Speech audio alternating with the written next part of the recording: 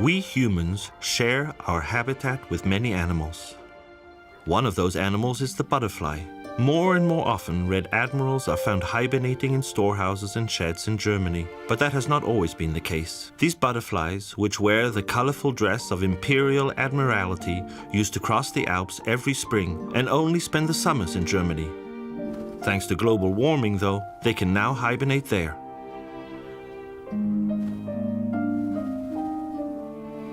It is not easy to find one's way out again. Once freedom is regained, further challenges lay in wait, on a completely different scale.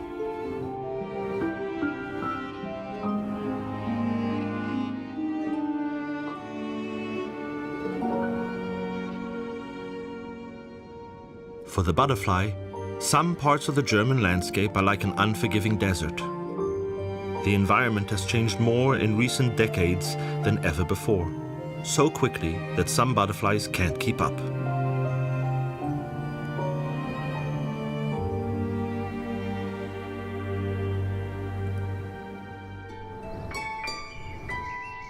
Butterflies are a symbol of warm, sunny days, flourishing nature, and an environment in which to live the good life. Like the mild summer wind or the morning dew, butterflies belong to such a scene.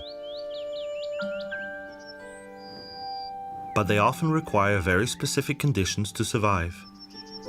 There is still much to discover through research, as is the case with this hair streak.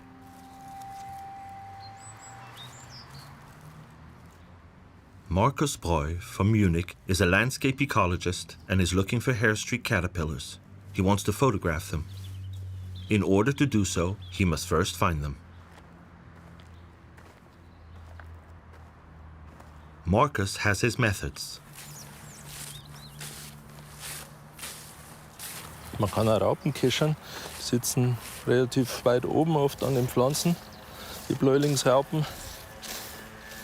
Markus is looking for the caterpillars of the Eider's blue, which live together with ants. The small blue butterfly can only exist where these specific ants occur, and Markus has already had a few adventures with them. Naja, die Raupen, die haben nur eins zu tun: fressen, fressen, fressen. Und die Ameisen, die versuchen es gegen Feinde zu verteidigen. Dafür geben die Raupen so ein zuckerhaltiges Sekret ab. Das gibt also gute Kohlenhydrate, gibt viel Zucker. Dann deswegen sind die ganz scharf auf das Zeug. Und die Raupen leben normalerweise an Schmetterlingsblütlern. Und nur in München gibt es das als Spezialität in einem Gebiet, dass sie an Sanddorn sind. Und das wollte ich fotografisch festhalten. Und da muss man leider eine Zeit lang stillstehen. Und das haben die Ameisen natürlich ausgenutzt und haben mich vollkommen überzogen mit ihren Tieren. Und da ist die leider auch mal ins Ohr gekommen. Aber das ist der Preis, den muss man zahlen. Ich habe damals für den Tagfalteratlas Bayern noch viele Fotos machen wollen und müssen. Vor allem auch von Raupen, denn die haben die meisten Leute nicht. Also Falter werden eher fotografiert, aber die Raupen und die Eier nicht. Und das ist eigentlich das Entscheidende, also ob eine Art da ist oder nicht. With this representative of the hair streak, the dusky large blue, everything depends on very specific ants and special plants. It lays its tiny eggs solely on the great burnet plant. From a distance, they are practically undetectable. As soon as the caterpillar has hatched, it disappears as quickly as it can inside the inflorescence. Once inside, the caterpillar eats the immature seeds of the great burnet for a few days. It grows until it is 6 millimeters long and has taken on the wine-red color of its forage plant.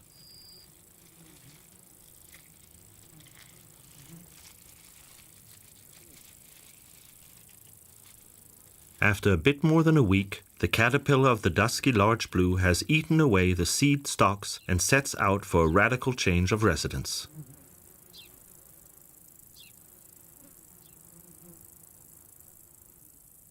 It exits the interior of the great burnet's inflorescence and looks down from a dizzying height. That is where it wants to go next.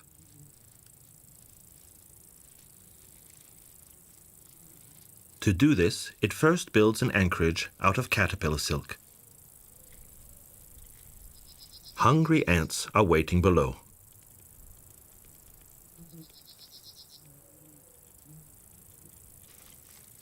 The dusky large blue caterpillar has attached itself to its anchorage and begins to rappel.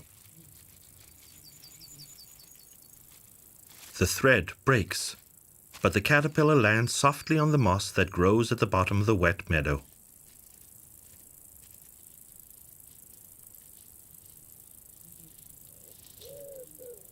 It won't be long before the little caterpillar is found by the ants.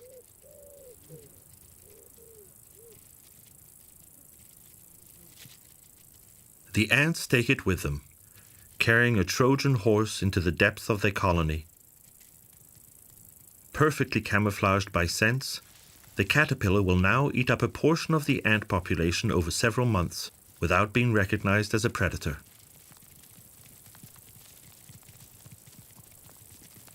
Then it will pupate and hibernate with the ants.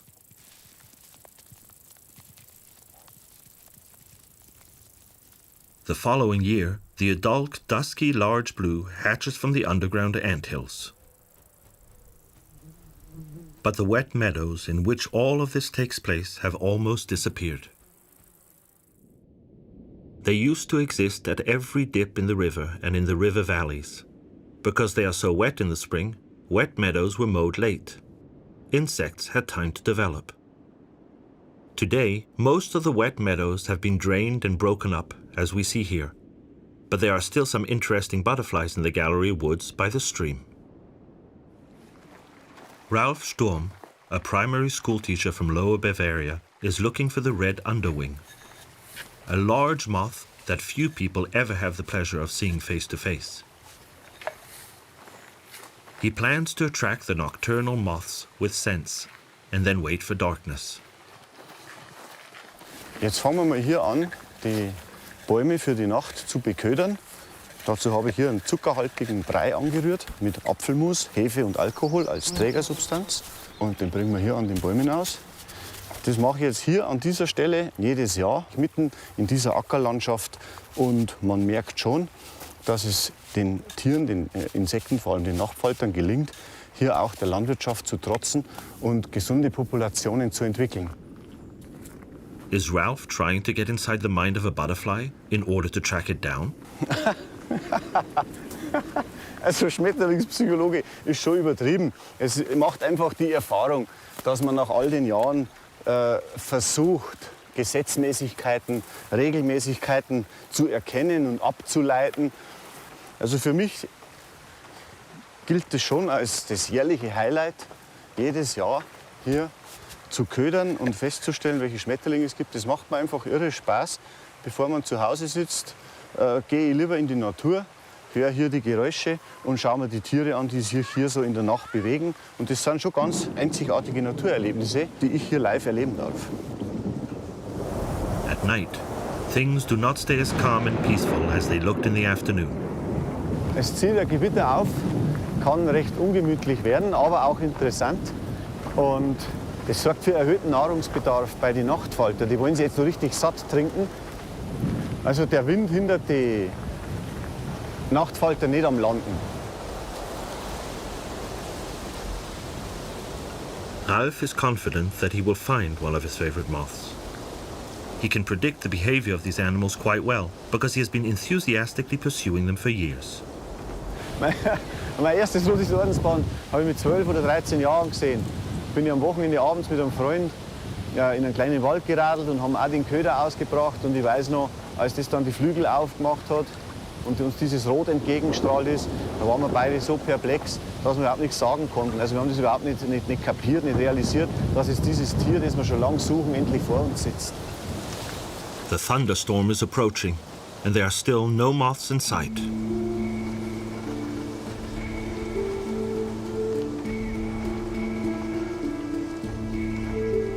What keeps a butterfly lover like Ralph roaming the riparian forest at night in spite of the wind and the rain? The moth he's looking for is a kind of childhood sweetheart, and as with any real love, adverse circumstances don't matter. Quite the contrary.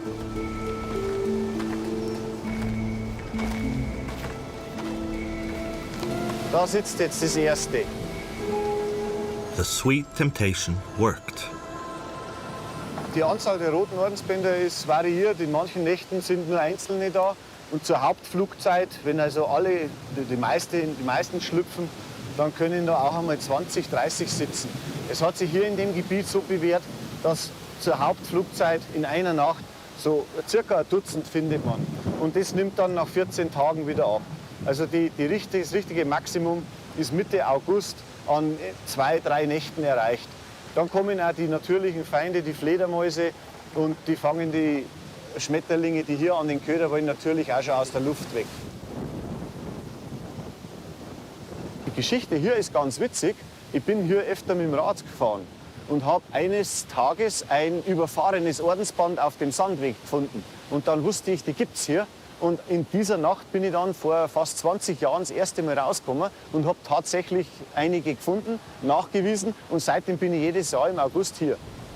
The enthusiastic entomologist, insect expert, contributes a great deal to the knowledge about the population of local butterflies on a voluntary basis. It is an important task. And the underwings are not the only special moths in the gallery woods. Other unusual butterflies also travel through this habitat. The back end of a small caterpillar protrudes from an old dried honeysuckle leaf. The tiny larva of a white admiral is hibernating in its ochrea. Now it leaves its hiding place and has only one objective: eating. Honeysuckle leaves naturally.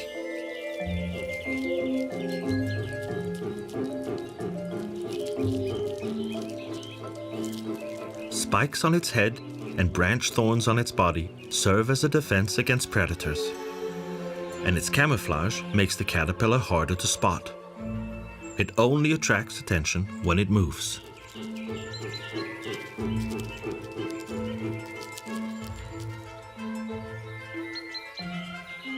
During the honeysuckle's blooming period, the white admiral caterpillar is full grown and searches for a place under a leaf where it can pupate.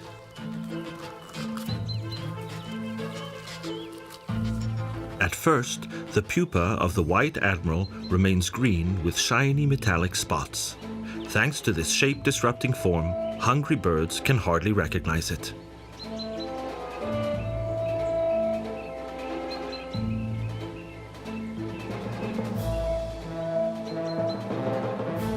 Just 2 weeks later, shortly before hatching, it looks like a villain from a well-known science fiction epic.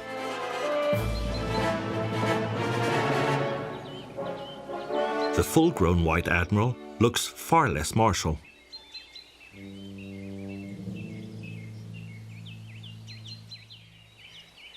The tangle of climbers and twiners in the gallery woods is also home to other butterfly caterpillars. They rely on a different set of tricks in order not to be eaten.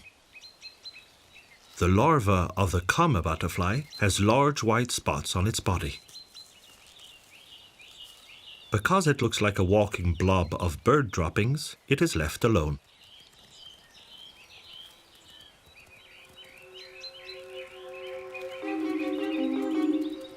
Other caterpillars have stinging hairs that make touching them uncomfortable.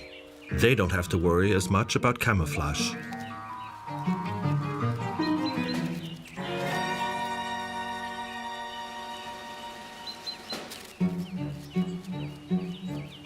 Who wants to eat a caterpillar that is as hairy as that of the poplar dagger moth?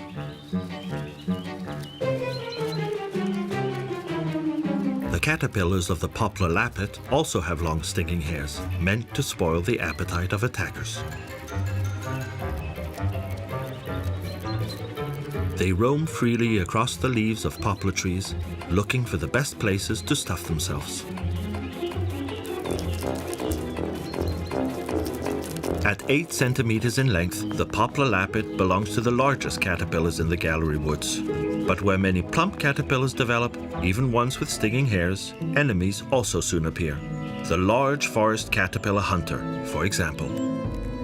Hairy caterpillars that live in trees are the specialty of this rare ground beetle, which despite its considerable size is an excellent climber.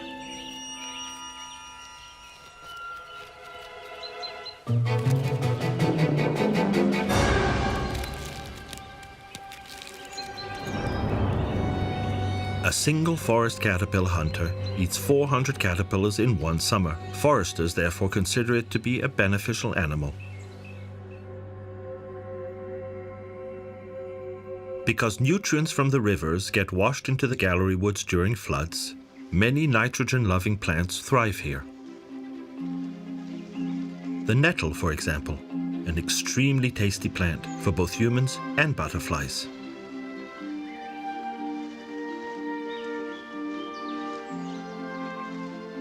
Organic acids, essential oils, vitamins, potassium, calcium, and silicic acid, all of these are contained within the nettle leaf.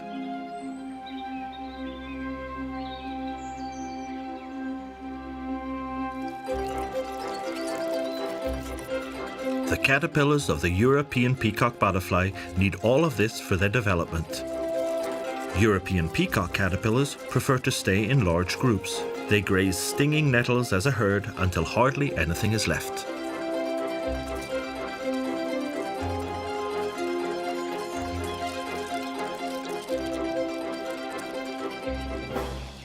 But as elsewhere, when a species occurs in large numbers, predators will appear sooner or later.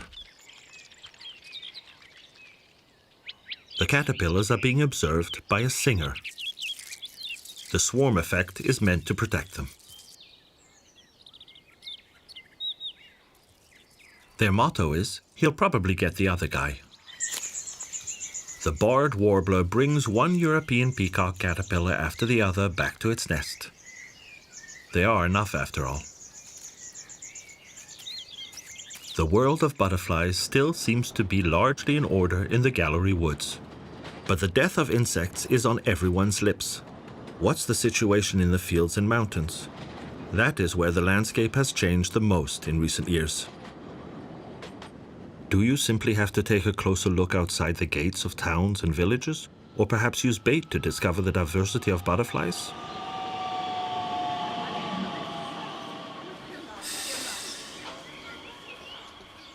Markus Breu looks closely. Ja, ich komme mit dem Zug aus München, mache ich immer so. Ich gehe jetzt ins Klosterland, weil ich da Flächen anschauen soll, was da an Tagfaltern fliegt. The monastery wants to preserve butterflies on its property. Markus is asked to assess the development of the stocks. He is considered one of the leading experts in Bavaria. Ich habe eigentlich so Mitte der 80er Jahre ungefähr angefangen, mich mit Tagfaltern zu beschäftigen. Und dann kam ein Buch heraus, nämlich vom Sepp Weidemann, den ich auch persönlich dann kennenlernen konnte, über Tagfalter. Und der hat das erste Mal eigentlich alles mit tollen Fotos, auch die Raupen und die Eier und die Puppen abgebildet. Und das war also eigentlich der Anlass, da tiefer einzusteigen. Markus used to carry heavy identification books with charts and tables in his backpack. Es war die einzige Möglichkeit, weil es war die einzige wirklich gute Literatur, die Tiere im Gelände zu bestimmen, sicher zu bestimmen und nicht alles mitnehmen zu müssen, weil ich habe keine Schmetterlingssammlung. Man ist natürlich Schmetterlingssammler. Das ist ja ganz klar, man sammelt ja alle Eindrücke, mit denen man konfrontiert wird. Das ist, wenn man bei jedem Spaziergang, beim Radfahren, wann immer man auf Schmetterlinge trifft, nimmt man die Eindrücke und notiert auch die Vorkommen. Das ist ganz klar. Das Sammeln aus der Geschichte ist natürlich schon wichtig, weil man dadurch historisches Datenmaterial hat. Es hat ja früher nicht die Möglichkeit gegeben des Fotografierens, des Speicherns auf irgendwelchen Datenträgern, sondern das war die Möglichkeit, über Präparate festzustellen, was gibt es für Tiere, wo gibt es die und in welcher Häufigkeit gibt es die. Und als die Naturflächen, die naturnahen Flächen einfach nur verbreiteter waren, spielt das auch keine Rolle, denn der Sammler arbeitet selektiv. Er sucht sich ganz bestimmte Exemplare raus, nur zur Dokumentation. Of course, Ralf knows the exceptions. Wenn man jetzt diese Menge an Schwalbenschwänze sieht, dann erscheint es erstmal so, als hätte man hier ganze Gebiete leer gesammelt. Man muss aber wissen, solche Sammlungen entstehen über 10, 20, 30, 40 Jahre. Und wenn man hier pro Jahr nur 1 oder 2 Exemplare entnimmt, das hat also nichts mit Absammeln zu tun oder Arten vernichten, dann im Laufe der Jahre entwickelt sich so eine Menge. Der Lebensraum ist das entscheidende Moment Ich denke, man muss das ein bisschen relativieren. Es ist nicht der Sammler oder die Sammlung, die die Tiere seltener werden lässt oder kaputt macht, sondern es ist die Lebensraumzerstörung.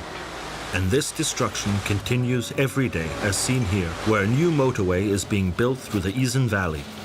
The consequence? Several dozen insects die for every kilometer driven by a car, and in summer, that number reaches several thousand. The more than 60 million vehicles registered in Germany cover an annual distance of more than 700 billion kilometers. The number of insects killed, whether common or strictly protected, is almost immeasurable, and the number of streets and cars is growing. These roads increasingly run through landscapes in which fewer and fewer insects live.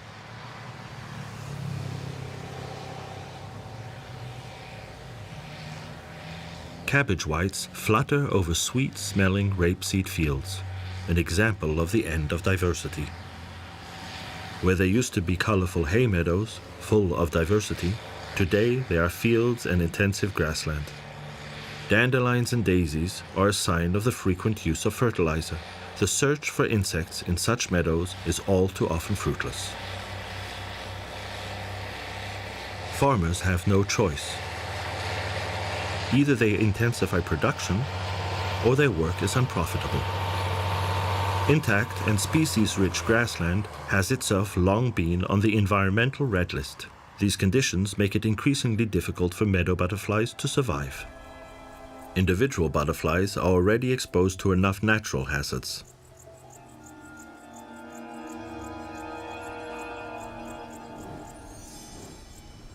The wasp spider actually builds its web to catch locusts, but it isn't choosy.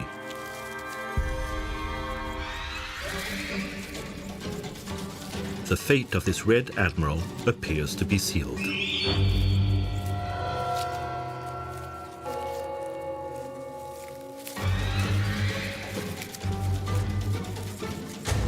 But with all the fidgeting, the spider can't deliver its deadly bite.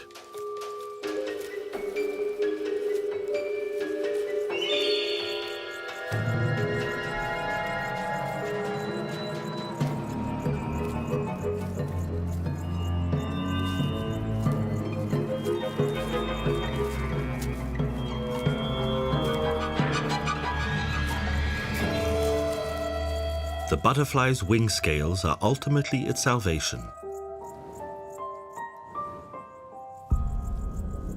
The red admiral has lost some of its color, but escaped with its life.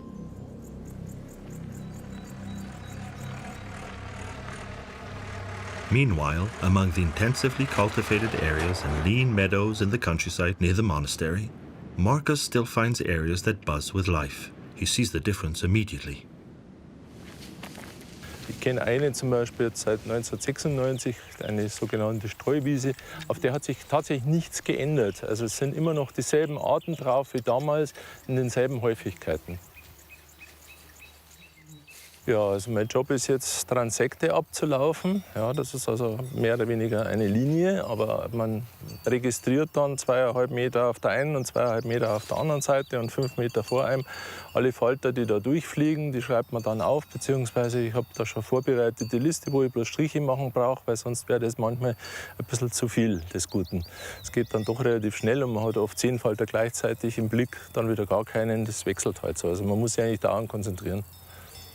Ja, das ist jetzt ein brauner Waldvogel oder Kaminkehrer, es gibt mehrere deutsche Namen.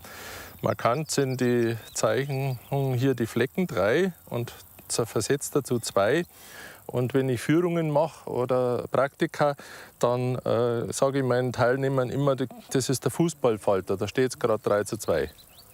Das können sie sich immer gut merken. Along with the football or ringlet butterfly, other treasures also appear on the monastery meadow. Der große Falter, den man hier rumfliegen sieht, das ist der Riedtäubel oder Blaukernauge. Das trifft es eigentlich besser durch die schönen blauen Flecken, die er drauf hat. Das ist wirklich eine Zielart hier. Also man kann sagen, das ist einer der großen Erfolge, dass sich die hier angesiedelt hat. die verträgt eben nur Bestände, die einmal im Jahr spät gemäht sind, die relativ mager sind. Aber die Raupe frisst alle möglichen Grasarten magerer Standorte, sodass sie hier zum Beispiel genügend Möglichkeiten hat. Preserving this kind of butterfly habitat means rarely mowing and, above all, using very little fertilizer. This is known as extensive management. But there is not much money to be made with such a meadow. Marcus knows that, of course. Farmers cannot be expected to work as they did 100 years ago, when practically every meadow was a butterfly meadow, because it was only mowed once or twice a year. You can't always tell how valuable a meadow is at first glance. Germany's rarest butterfly, the false ringlet, lives in this one. Its larva only eats certain grasses and cannot tolerate regular mowing. The false ringlet has only survived in one area in Bavaria, in a few unfertilized and carefully guarded wet meadows.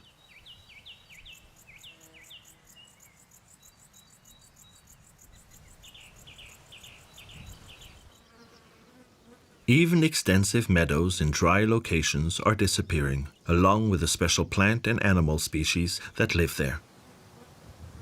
A study by the Federal Agency for Nature Conservation has shown that over the last 3 decades, the so-called mesophilic grassland, meaning flower-rich farmland, has declined by 98%.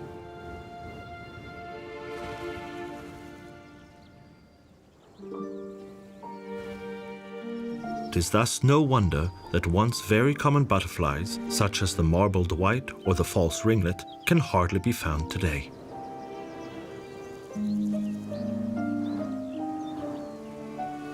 Four-fifths of German meadow butterflies have disappeared. They have become rare or gone extinct.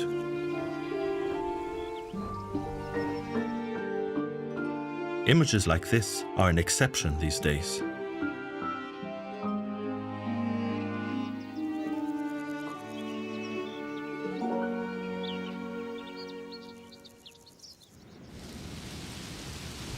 Where energy plants like corn grow to the horizon, the humming and chirping has disappeared from the landscape. More than 1 million hectares of meadows have been cultivated in Germany in the last 30 years, often to grow corn as a renewable energy source. This also applies to the teacher Ralf Sturm's Lower Bavarian home. The only way to resolve grievances is to clarify them. And from his own experience, Ralf knows how formative experiences can influence consciousness. He therefore wants to get children to be enthusiastic about butterflies, and he hasn't forgotten how it all started for him. Das eigentliche Schlüsselerlebnis, warum ich das dann auch schulisch verknüpfe, war ein Grundschullehrer von mir, der mich beim Schuleschwänzen erwischt hat. Denn die Admirale im Pfarrersgarten haben mich an den Herbstastern haben mich mehr interessiert als der Schulbesuch. Ich konnte natürlich damals nicht abschätzen, dass mir mein Lehrer vom Fenster aus zusieht. Und er hat dann runtergeschrien, ich soll sofort in die Schule kommen. Und diese 50 Meter vom Pfarrersgarten zum Schulhaus, das war also wirklich eine lange Strecke, weil er mich auf wirkliche Schimpftiraden eingestellt hat. Ich war sehr positiv überrascht, als er sich eher für die Schmetterlinge interessiert hat. Und er hat mich dann aufgefordert, die doch einfach mit in die Schule zu bringen. Und so habe ich gemerkt, wenn hinterfragt wird, warum man etwas macht, dann kann das durchaus auch positiv werden. Und das versuche ich da als Lehrer eben auch den Kindern weiter zu vermitteln. Today, the butterfly teacher is on duty at the primary school in Dorfen, an upper Bavarian town east of Munich. He is teaching the children about the world of butterflies. Was haben die noch gemeint? Jasmin? Dass jeder einen Körper hat und einen Kopf. Aha. Und Beine. At first, skepticism prevails. Der hintere Teil heißt einfach Hinterleib. But little by little, the ice breaks. Wer ihn angefasst hat, kriegt morgen grüne Haut und rosa Punkte.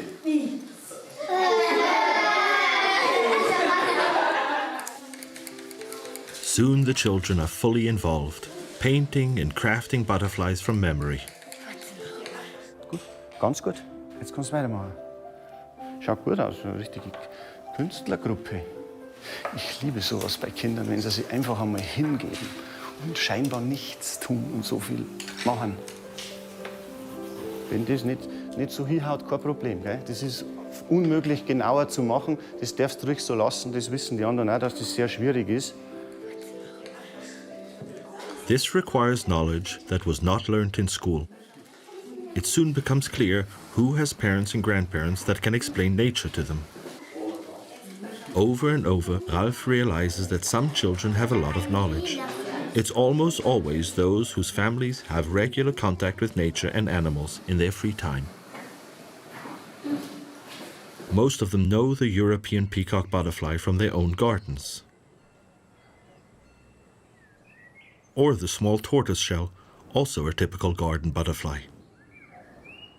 The map butterfly also belongs to the butterflies that love the nectar found in garden flowers, just like the red admiral, who likes to be close to people all year round. Children encounter these species on their way home from primary school in Dauphin, because they walk through a small town with a lot of greenery, and many have a garden at home.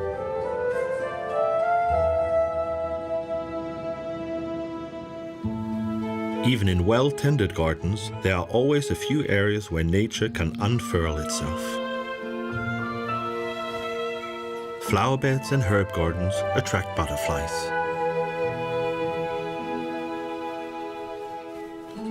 Many butterflies from the south also zip around the houses here. For example, the hummingbird hawk moth. The broad-bordered bee hawk moth, just like the hummingbird hawk moth, could be mistaken for a hummingbird. If a few nettles are allowed to grow in one corner of the garden, one can even trace the entire life cycle of some butterflies. A female red admiral just laid an egg on the leaf of a stinging nettle. In about 10 days, the red admiral caterpillar will be ready to hatch.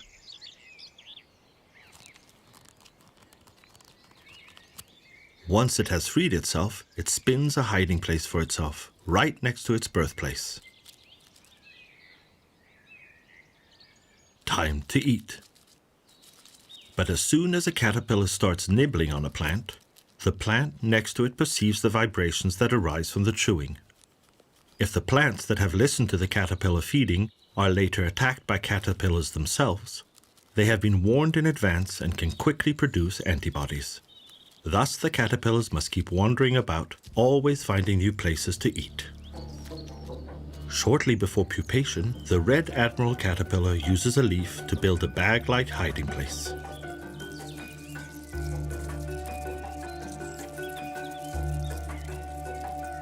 In there, it is better protected from the eyes of hungry birds.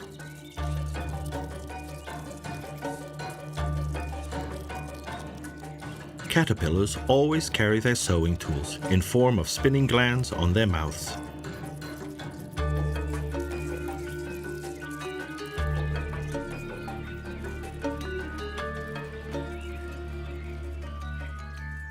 Finally, the caterpillar sheds its skin for the last time and turns into a pupa. It will hang motionless among the nettle plants for 11 days before emerging as a butterfly. The small tortoiseshell, whose caterpillars also only feed on nettle leaves, also like to pupate under a nettle leaf in the garden.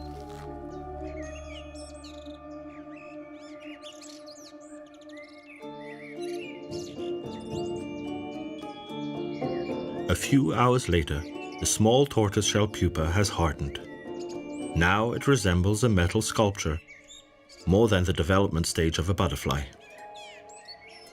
Such common garden butterflies have adapted to nutrient-rich plants such as nettles. That's why we still frequently encounter them.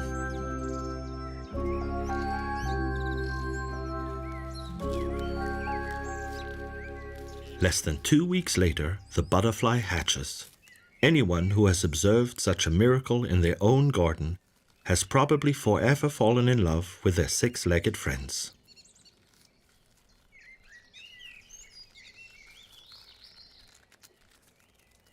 As an insect, the small tortoiseshell has an exoskeleton that has to harden in the air into its final form. Only once its body and wings have dried and solidified can it finally fly away.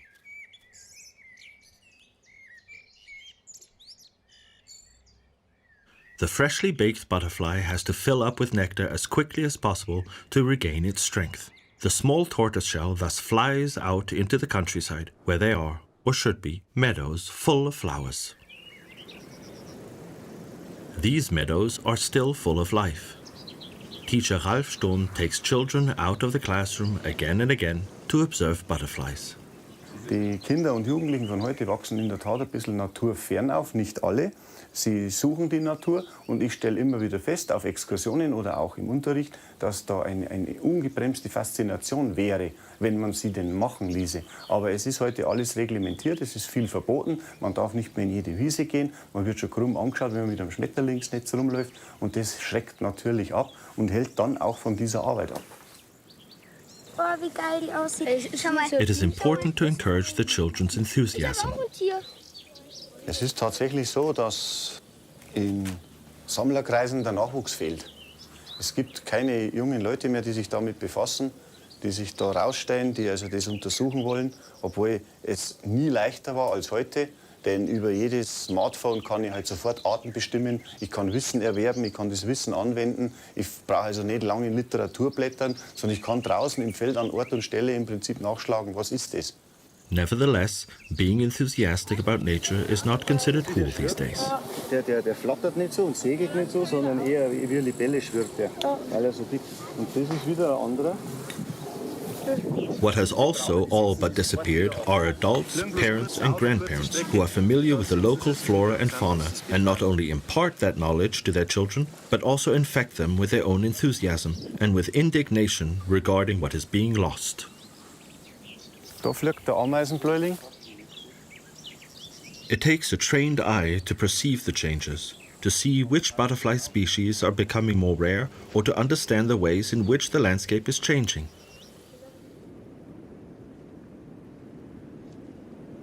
In places that have changed less, rarities from the realm of butterflies can still survive. For example, in forests.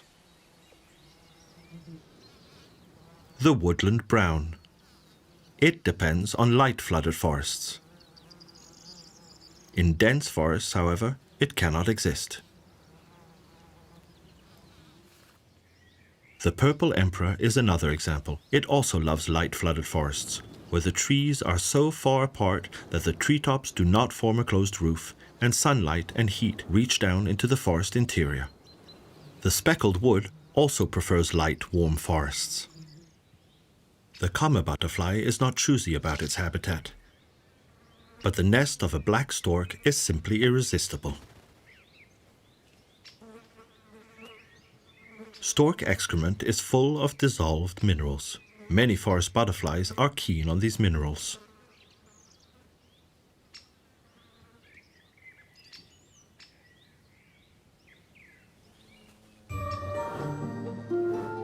From the top of the forest to the herbs that grow at the foot of the trees where sunlight can reach the ground, the forest is populated by butterflies. At least where it has not been cultivated as a rank-and-file monoculture.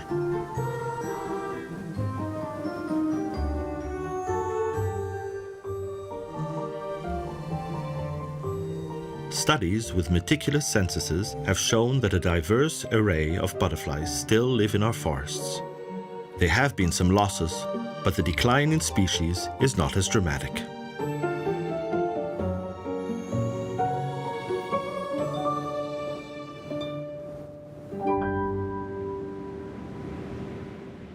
The dying off of insects, therefore, is less of an issue in gardens and forests. The field meadow, the rural cultural landscape, is the one most affected. And what about the city? Are there any noteworthy butterfly occurrences here? Markus Breu is out and about again, searching for butterflies. Ich bin auf dem Weg zur Allacher Heide Das ist ein Gebiet, das kenne ich schon sozusagen aus meiner Kindheit und habe es immer wieder über die Jahrzehnte hin besucht. Das ist eines der artenreichsten, an Schmetterlingen artenreichsten Gebieten in München. Und da kann man immer wieder mal auch was Neues finden. Vor ein paar Jahren hat ein Kollege von mir zum Beispiel hier eine neue Art gefunden, die in München schon lange ausgestorben war und anscheinend wieder besiedelt hat. Lean grasslands, a distinctive feature of Munich. Für mich ist das auf jeden Fall ein ganz besonderer Lebensraum. Das prägt eigentlich München und trägt zur Artenvielfalt in München einen ganz wesentlichen Teil bei, diese Magerrasen. But not many remain. Die Flächen werden beobachtet, aber nur von der Entwicklung der Vegetation her. Dafür ist Geld da. Aber jetzt alle möglichen Artengruppen damit einzubeziehen, das wäre zwar wirklich schön, aber das kostet natürlich auch wirklich Geld. Das muss man schon so sehen und das wird heute nicht in der Menge zur Verfügung gestellt. Bisher leider. It may sound astonishing, but the moorlands close to the city are home to a biodiversity that barely exists outside of the city, in the countryside. Lean meadows grow on the calcareous gravel that was deposited here by glaciers in the last ice age. Because the fertilizers and agricultural poisons were never sprayed on the land, these dry grasslands are among the most species-rich areas in Bavaria. The Garching moorland, just outside of the city, is one of the greatest natural treasures in the whole of Germany. Die Söhne und Enkel sollen noch die Möglichkeit haben, Gebiete zu haben, in denen es nicht bloß 2- oder 3-Tagfalterarten gibt, so wie am heimischen Flieder, sondern eben, wo man Neues, wo man mehr entdecken kann. Und das ist eigentlich das Wichtigste, denke ich, dass man das auch für die Menschen erhält, nicht nur für sich selbst. Das hat natürlich ein Eigenrecht, die Natur hat ein Eigenrecht und jede Art hat ein Lebensrecht aus meiner Sicht. Aber es ist nicht zum Schaden von den Mitmenschen, solche Flächen zu schützen. There are many arguments that can be made for opposing the disappearance of insects. Die Insekten an sich sind eine der wichtigsten Biomassen überhaupt. Sie sorgen für die Bestäubung der Blüten. Sie vermehren sich ungebremst. Sie sind also Energielieferanten für alle übergeordneten Tierarten. Und wenn die einmal verschwinden, dann ist die Frage, wie geht es weiter? Also wann bricht diese Nahrungskette ein? Und ich denke, man soll nicht immer nur wissenschaftlich oder ökologisch, biologisch reden, sondern man soll auch einmal wieder ein bisschen genussvoller denken und sagen, es ist einfach schön, wenn ich eine Blumenwiese sehe, wenn ich einen Schmetterling sehe, warum kann ich mir nicht Zeit nehmen und mich mal hinsetzen, an Kindheitserinnerungen denken und das genießen, einfach nur genießen, dass das noch da ist.